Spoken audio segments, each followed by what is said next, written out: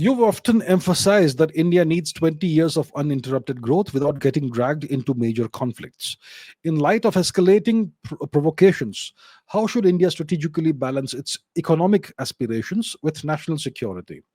And if a limited war with Pakistan becomes unavoidable, should our doctrine aim to end it decisively within minutes without escalating to nuclear options? Okay, that's good questions.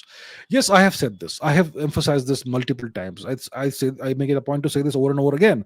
India needs at least 20 years of uninterrupted growth without getting dragged embroiled in any major conflict. Look, why do I say this? Today is 2025. This is the year 2025. Let's say we're talking about 20 years. 2045 is the time horizon we're talking about. Today, India's per capita GDP is $2,500, roughly. Roughly $2,500. For us to be um, reasonably well off nation, we will need a per capita GDP which is reaching the $10,000 mark. Okay, that's when your people can live a comfortable life. So we want a per capita GDP of 10,000. We have currently a per capita GDP of 2.5 thousand, one fourth. We need to make it four times what it is today.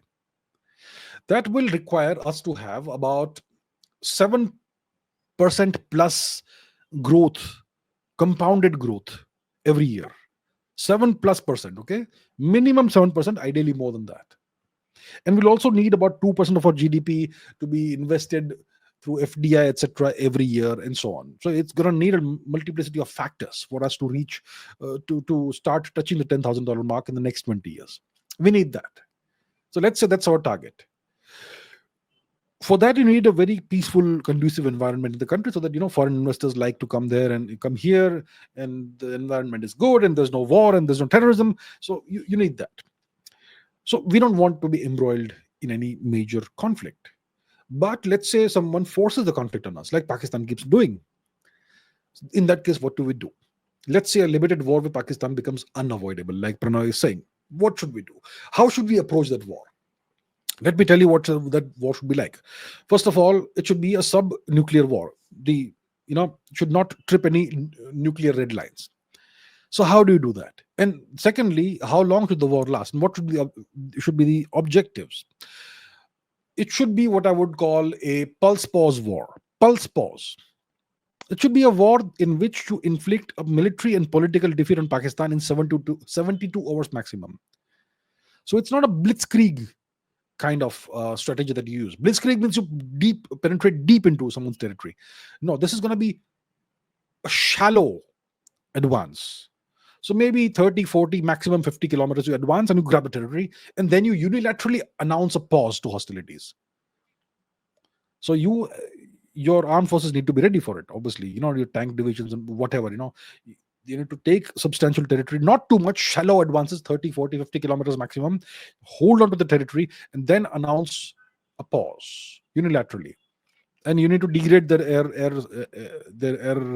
capabilities, air force, and all that. Means you can crater their runways, take out a few planes, don't attack any of the major infrastructure, don't destroy their military high command or something, don't attack the critical installations and all. Keep it below the nuclear red lines, but inflict a devastating blow that is a clear and unmistakable defeat for Pakistan politically and militarily, and then unilaterally announce a stop, a pause. That's a pulse pause.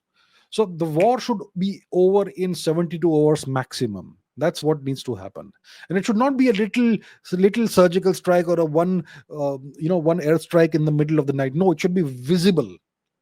It should be unmistakable that India has inflicted a disastrous defeat without breaching the nuclear red lines.